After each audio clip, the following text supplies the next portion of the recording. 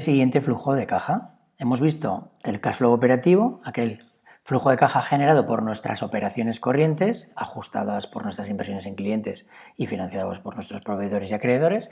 Y ahora lo que vamos a ver es ese cash flow que se genera por las inversiones, lo que viene aquí como CFI, cash flow de las inversiones. ¿Qué significa esto? Significa que nosotros también generamos entradas y salidas de caja debido no solo a nuestras operaciones comunes, sino también a poder en un momento determinado vender un activo, un vehículo, un ordenador, comprar o invertir en un laboratorio nuevo. Todo lo que sea inversiones nuevas supondrán salidas de caja y lo que son desinversiones supondrán entradas de caja. Esta fila que tenemos aquí, va a ser la suma de estas tres. Si os dais cuenta, tenemos en negativo las inversiones, porque suponen salida de caja, entrada de activos, y en positivo las desinversiones, es decir, recibimos caja por una venta. En nuestro caso, en la empresa de las vacunas contra el COVID, solo hemos hecho, como vamos a ver ahora, una inversión durante el año 2025 en unos nuevos laboratorios. ¿Y eso cómo se hace? Pues cuando yo lo que voy a hacer es calcular, y no tengo esa información de la inversión de 500.000 euros directamente, pues lo que voy a hacer es hacer un cálculo indirecto utilizando partidas del balance del activo fijo. Entonces, puede haber dos maneras. La primera forma es si tengo la información, como se presentaba antes en los balances, que es la información de las inversiones de inmovilizado brutas y también por separado las netas. Ahora vais a encontrar que solo tenéis la información neta, pero os voy a dar un truco para que podáis hacerlo también con esa información. Lo que vamos a hacer aquí es simplemente ver, ya sabéis, estamos en partidas de balance, diferencias entre las inversiones que tenemos. Por lo tanto, aunque se ve la fórmula, vamos a verlo mucho más claro en el año 2023, que será la diferencia. Me voy al balance de mis inversiones en activo inmovilizado fijo, bruto. Si os dais cuenta, en el 2023 tenía 400.000 euros de I+D en inmaterial y 1.415.000 euros en material. No ha habido diferencia entre ambos años, es decir, la suma de lo azul menos la suma de lo rojo nos va a dar 0. ¿Cuándo nos vamos a encontrar esa diferencia? En el 2025, porque si os dais cuenta tenemos 400.000 euros en inmaterial, eso no ha variado desde el 24, pero el 1.415.000 sí que ha subido medio millón de euros al 2025, dando la cifra de 1.915.000. Aquí se ve muy claro, pero cuando tengamos mucha más información es mucho más complejo. Entonces, simplemente lo que vamos a ver es que la suma de los 400.000 más 1.915.000 del 2025 menos la suma del total del 2024 nos va a dar esos menos 500.000 euros. Por lo tanto, ¿la fórmula cuál es? Es menos, de inversiones con menos, la suma del año, en este caso 2023, menos 2022. Y de esta manera, lo mismo en el año 2025 menos el año 2024 con su signo menos. En el caso de que tengáis la información ya neta y no tengáis la información de la amortización acumulada y por lo tanto la bruta, una manera de resolver esto es la siguiente. Voy a hacer el mismo ejemplo cogiendo la información neta para el año 2025 en esta casilla de aquí. La casilla será menos, es decir, si aumentan las inversiones sale caja, y en este caso lo que cojo es la información neta, que es la que vosotros tendréis, 2025 menos 2024, pero me falta, y aquí lo que tengo que hacer, añadir el desgaste, ¿no? El desgaste, el deterioro que ha ocurrido desde el 24 al 25, en este caso durante el 25. ¿Y eso qué es? La amortización del año 2025, la que está en las cuentas de resultados. Por lo tanto, la sumo, amortizaciones, 23, 24 y 25, y esto en principio nos debería dar los menos 500.000, que como veis corresponde, que tenemos en esta. Por lo tanto, no tenemos más información y ahora lo que hago es calcular la suma de estas tres variaciones que me dicen que ha habido una salida de caja de medio millón de euros.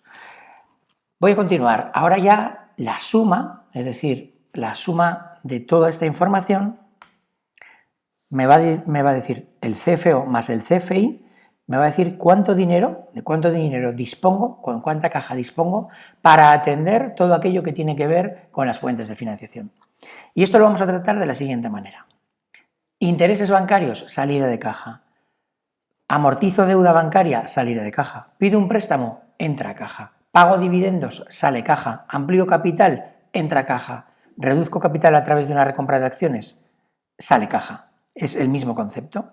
Entonces, principalmente lo que tenemos en este caso de nuestra empresa son los intereses que vienen de la cuenta de resultados, es decir, intereses, aquí lo que tengo que hacer, ojo, es una partida de cuenta de resultados, es poner directamente la que tengo, no es una variación, ¿vale? En este caso, ingresos, porque tenemos unas inversiones financieras que generan dinero menos los gastos, no es variación.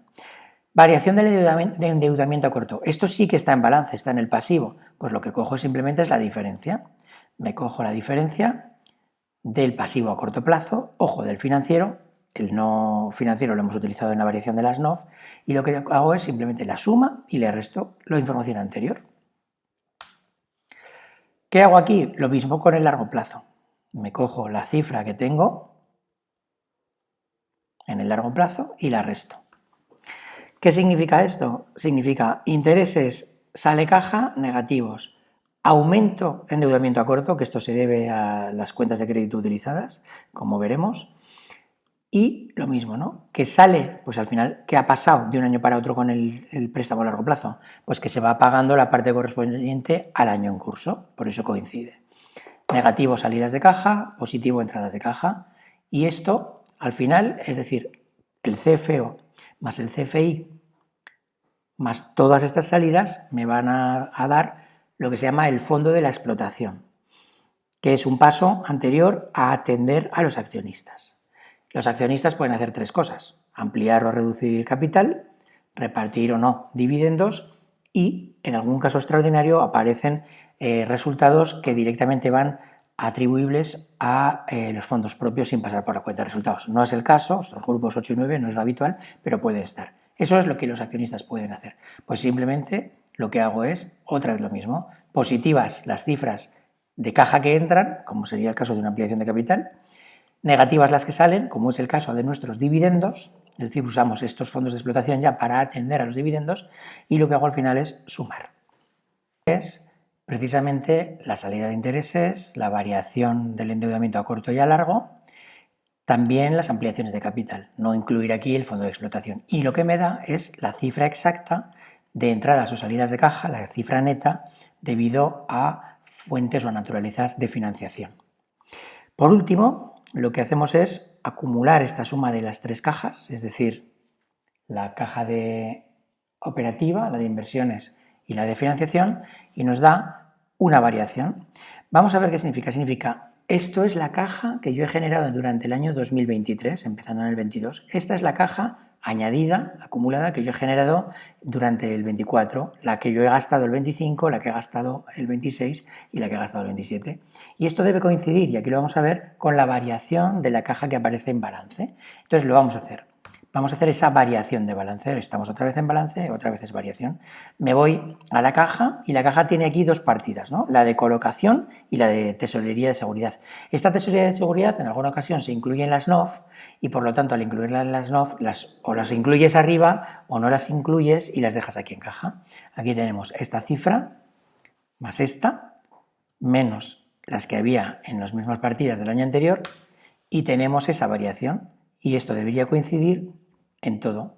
Por lo tanto, esto es una manera súper interesante de ver la caja generada por las operaciones, financiación e inversiones de nuestra empresa. No tiene por qué coincidir ni mucho menos con el cash flow económico, que podemos ver aquí, tenemos 3.150.000. El cash flow económico, que es el que aparece en muchos libros, está muy lejos, el FGO está muy lejos de estas cifras. Vamos a buscarlo aquí. FGO es este que está aquí, 4 millones, 6 millones, 9 millones. Y realmente no tiene en cuenta muchísimas cosas que son las que realmente ocurren en nuestra empresa.